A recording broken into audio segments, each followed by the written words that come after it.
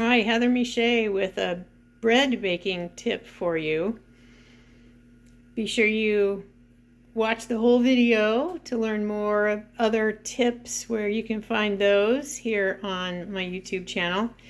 Speaking of channel, please do hit subscribe and join the tribe here for healthy and sustainable living tips as well as self-sufficiency. Today's tip is when you are baking and mixing, getting your bread dough ready. I just turned out a nice batch of no-knead bread out of the bowl here. It has some remnants, you can see a little bit of dough in there. But when you're doing that, and after your dough is mixed originally and you put it into your bowl that's going to, with this recipe anyway of mine, it's going to ferment, and it's going to ferment cold. You often see folks saying, oh, and just cover that with saran, i.e. plastic wrap, and then let it do its rise. Well, you don't need plastic wrap. We don't need more plastic.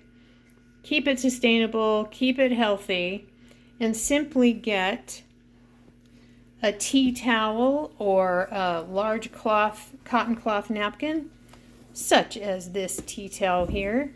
And I'm just covering the whole bowl with the tea towel. This is breathable, which is fine and great. And then what I do, just to make sure the tea towel stays covering the bowl, is I just take a plate. It doesn't have to be a heavy plate, but just put it on top to weight that down in case when you're moving it, or hopefully none of the cats get in it. But you've got it secured, and then there it is. It's all ready to do its ferment or its rise, depending on your recipe. And you've saved using plastic yet again. Plastic-free July. That's every day, not just in the month of July. So you've saved that plastic pollution, and you've saved the plastic from off-gassing into your system, i.e. through your bread dough. And you just got your reusable and certainly washable cloth tea towel. And then a plate from the cupboard. So there you go.